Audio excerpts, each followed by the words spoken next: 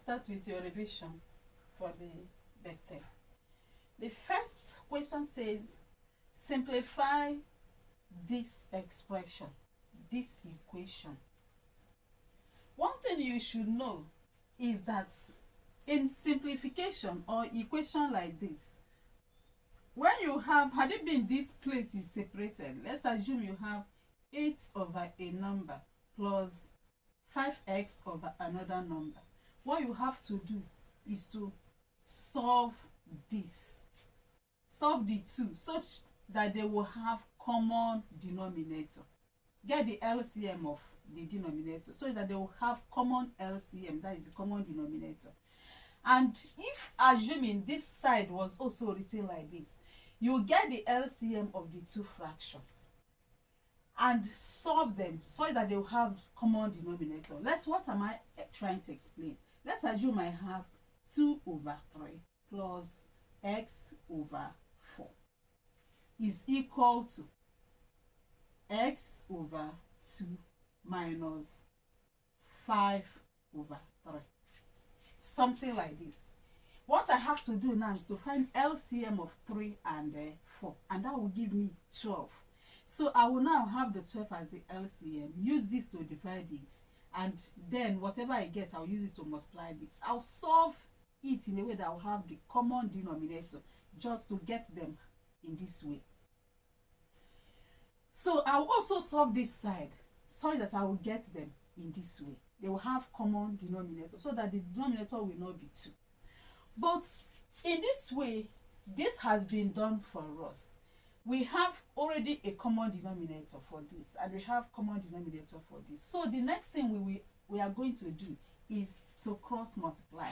Why are we cross multiplying? Because there is equality sign between them. Had it been there is multiplication, I will not cross multiply.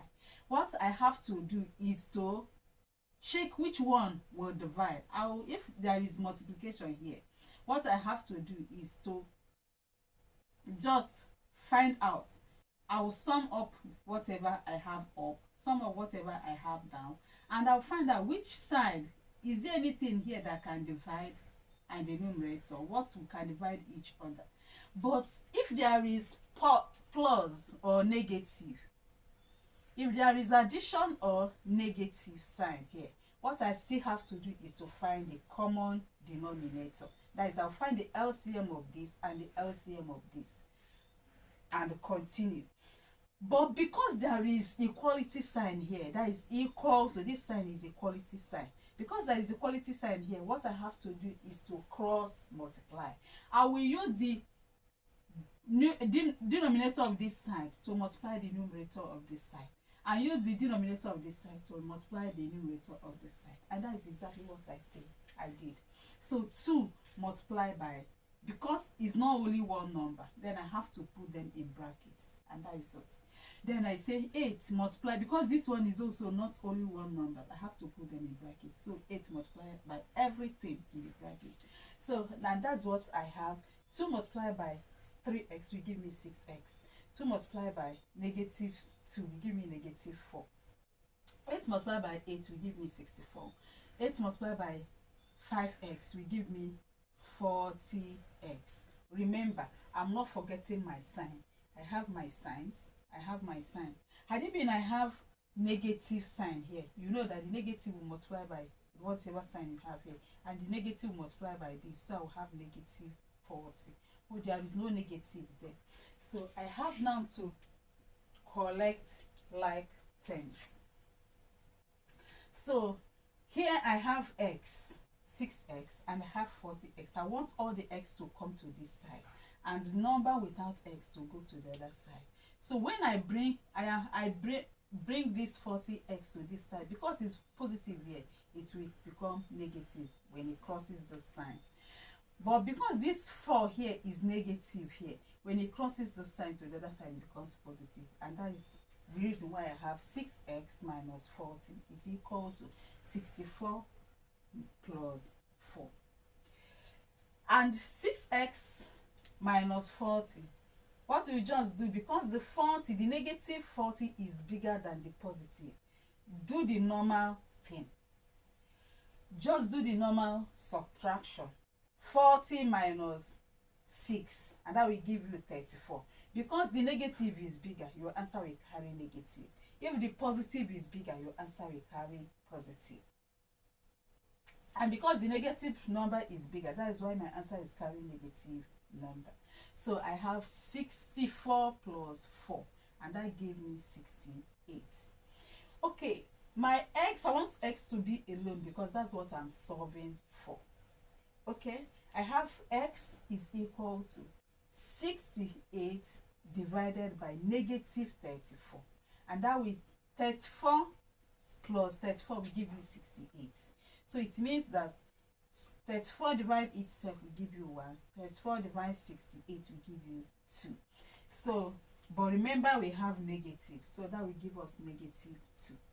Then to check your answer, if you have finished, you can now check your answer to know whether you are correct. Since we got negative 2 as our answer, and that negative 2 is x. Whenever you see x in that equation given to you, replace it with negative 2. And that is exactly what I did. I say 3x. Instead of saying 3x, I will say 3 multiplied by negative 2. And that is it. Minus 2 is equal to 8 plus 5 multiplied by negative 2. Divided by 2. Divided by 8. So I now have to open my brackets. 3 multiplied by negative 2 will give me negative 6. Negative 6 minus negative 2. You are owing this person 6 naira. You are owing this person 2 naira. The total amount you are owing now will be what? 8 naira. Because that is not your money, it's a debt.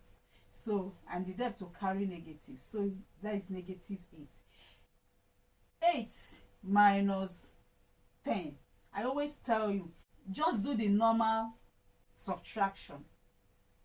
If the negative number is bigger, then your answer will carry negative. But if the positive number is bigger, your answer will carry positive.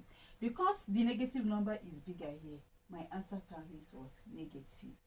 So I have negative 8 divided by 8 will give me negative 1. Negative 2 divided by 2 will give me negative 1.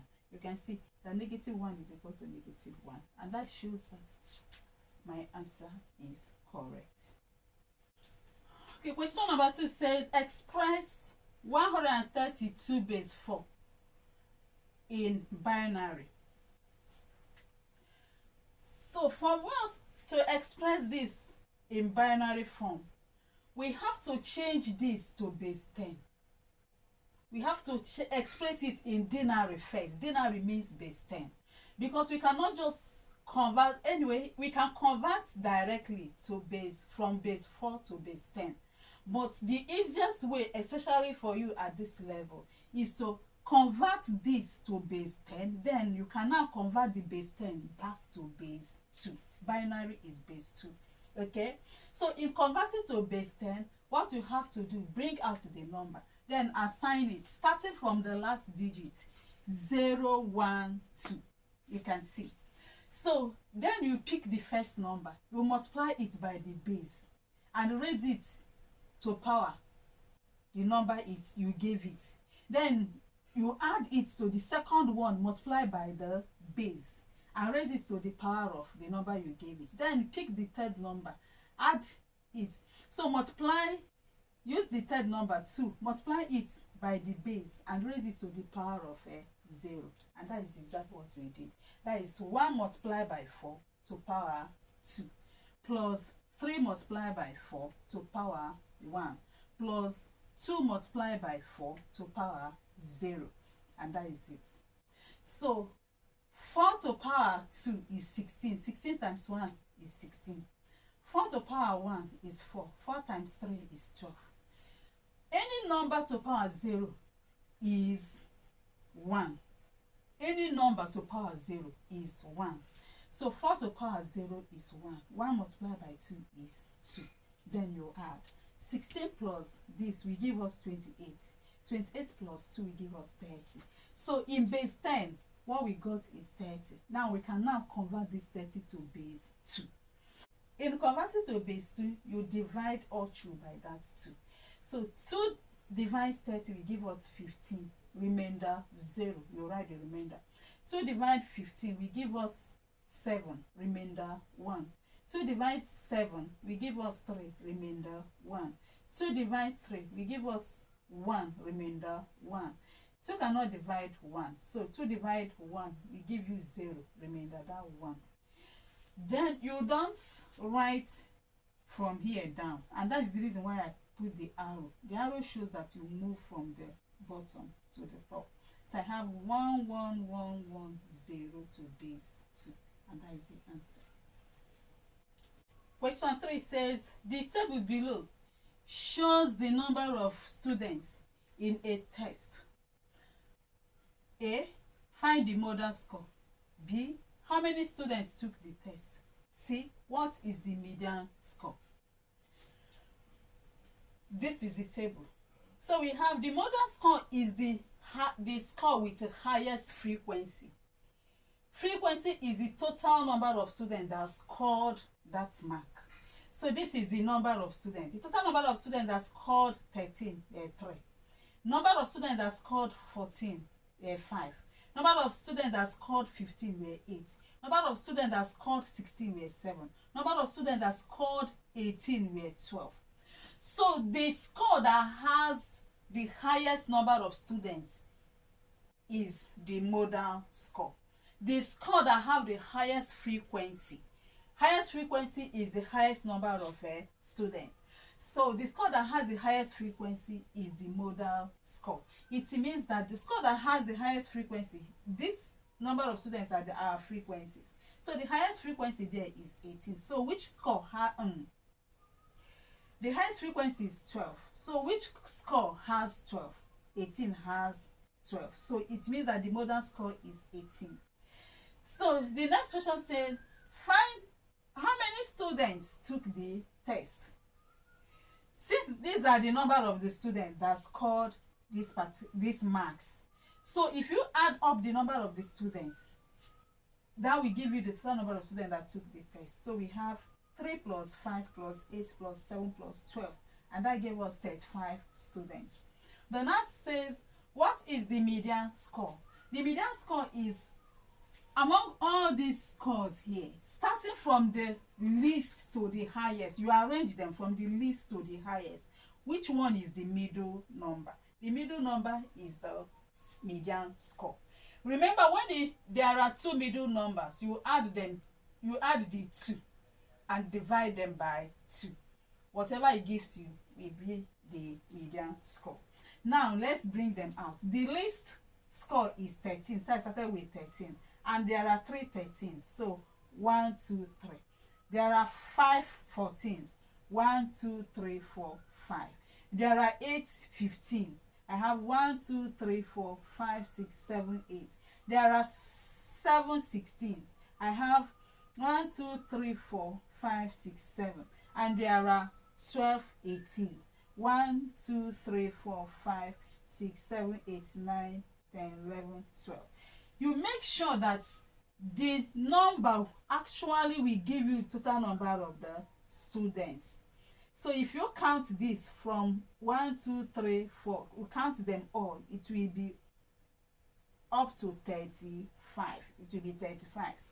So in that case now, what we have to do is to find the middle number.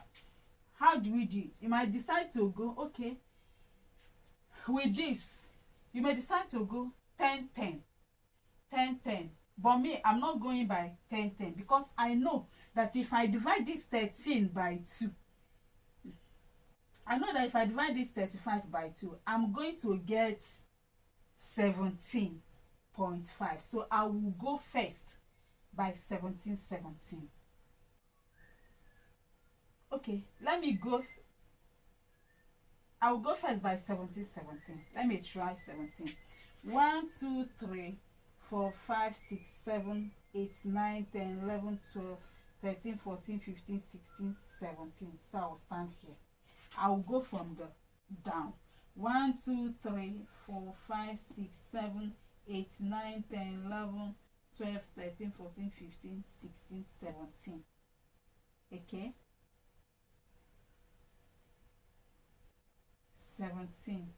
So you can see that the middle number is 16. I was even thinking there were 2. So the middle number is what? 16. Okay.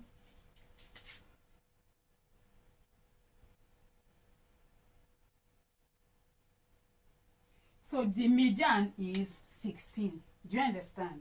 So that's how to get it. In a situation where you have, maybe you end here and here, such that there are 2 middle numbers.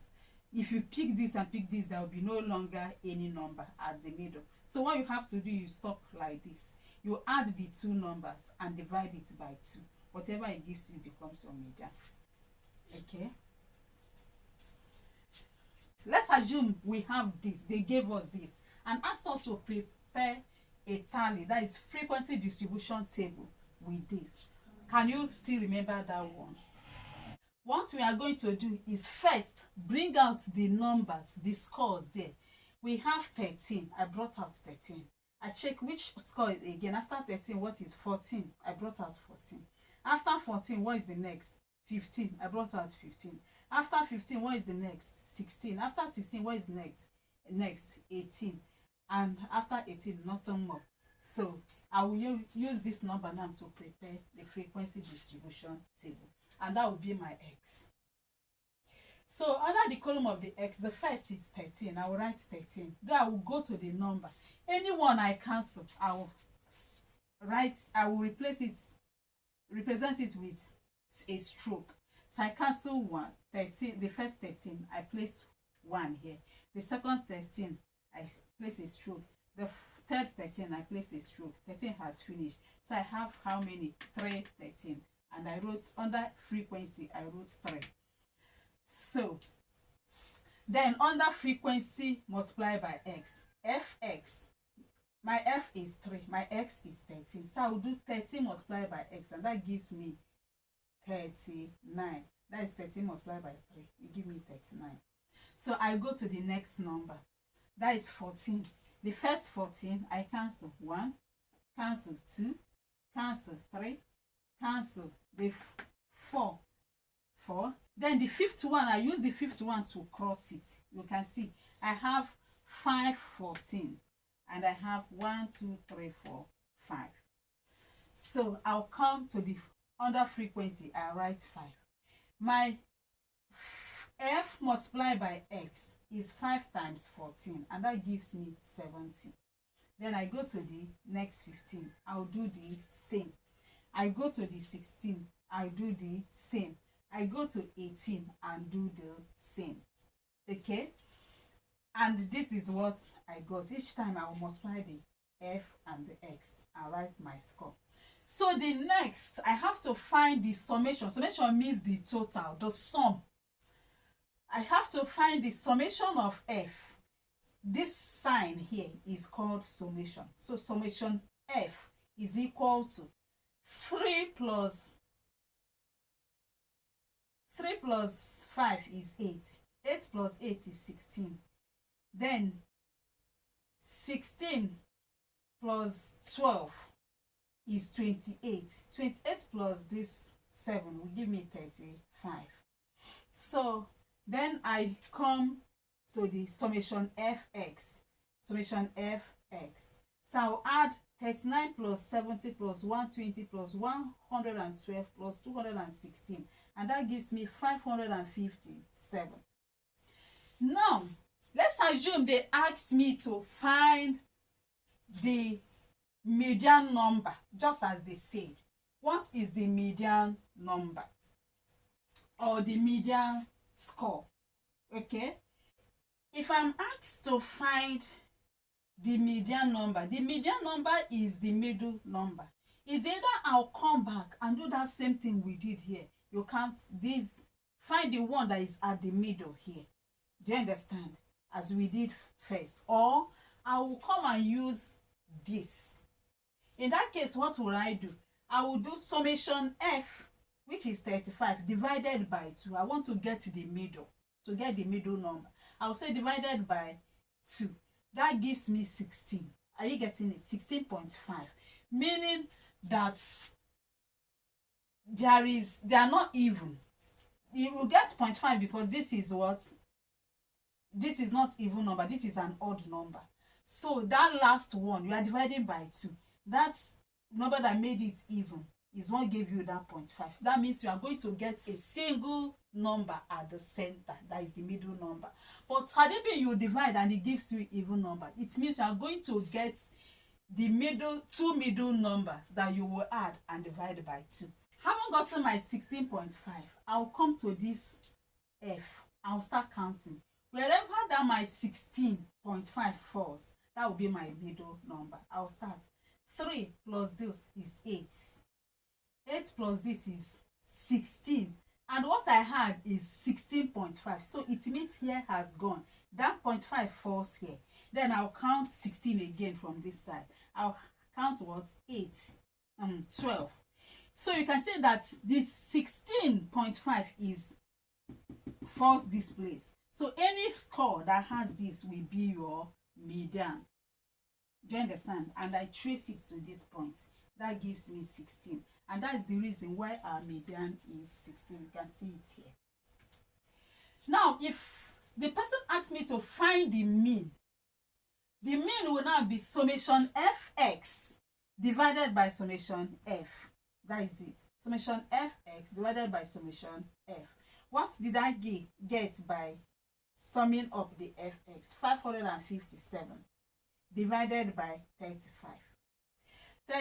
557 divided by 35 will give us 15.9 something, approximately 16.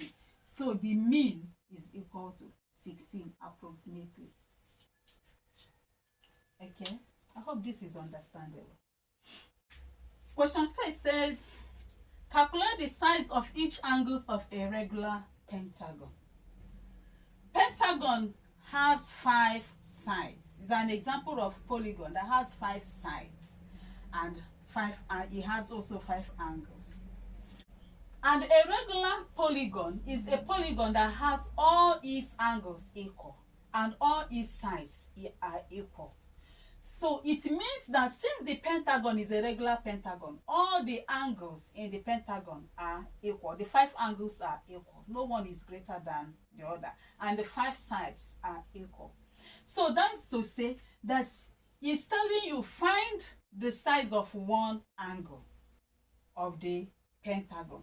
Remember we said that all these angles are equal. There is formula for interior angles of a regular polygon. The formula says that the sum of the interior angles, this is angles, of a regular polygon is equal to 2n minus 4 right angle. I hope you know what is right angle. What do we call this triangle?